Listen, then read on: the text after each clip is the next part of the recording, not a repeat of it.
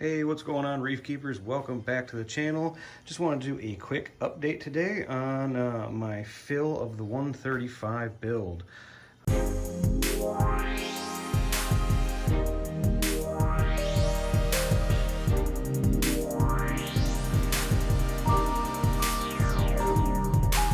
I've been working on filling this tank for probably about 12 hours now. I worked on it most of the day yesterday, got it about 3/4 of the way full, and then just put a pump in there to keep water circulating. Went to bed and got up this morning and continued working on it. And as you can see, I am almost there. I got a little bit of water there. I've got a little bit more water that needs to go in the sump. And then we're pretty much full. A couple minor setbacks so far with filling this. You know, I've been paying attention, trying to look for leaks, especially in the plumbing. I did have a slight leak off of this guy. It's coming from the inside, running through the threads. It's not leaking on the outside between the box and the glass. It's just leaking all the way through, going through the threads and dripping in the box. I did slow it down. It's just a slight, real slow drip. At this point, I reseated the gaskets, had to drain some of the water out of the tank, put it in the sump so I could redo those gaskets, but it still leaks.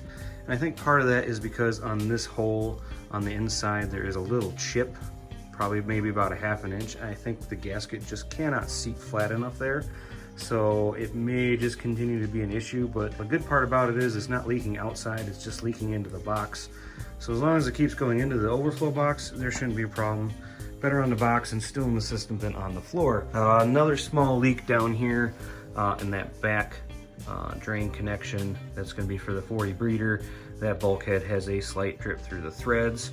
I've slowly been giving it little quarter turns, just trying to see if I can't snug it up and stop the leak. If not, I'm going to have to end up pulling that out and reseat the seal. Maybe it didn't sit right to begin with, but other than that, no other major issues to report.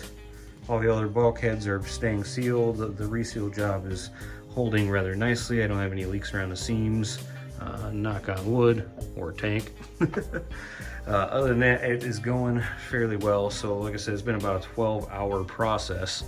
So if you're wondering how to fill a tank this big, I mean, the way I've been doing it is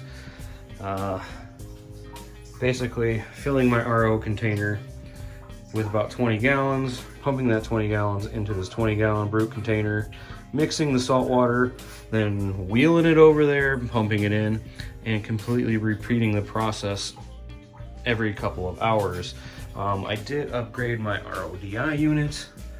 I did add a second membrane to this, so hopefully this kind of sped up the process and is giving me a little bit higher water production.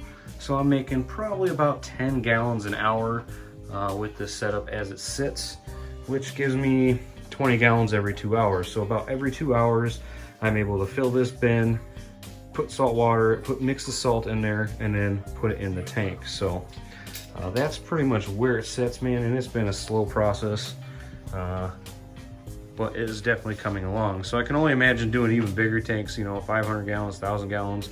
It's absolutely crazy how long it takes, you know, unless you can buy pre-mixed salt water from somebody and have them ship it in and literally bring it in on a truck or something. But it is definitely slow, but it's going to be worth it in the end. So hopefully by the end of this afternoon, I should have this thing running and actually have the main pump going and have everything flowing, and hopefully no more leaks throughout any of the plumbing, and hopefully all goes well. So thanks so much for watching, and until then, we will see you on the next video.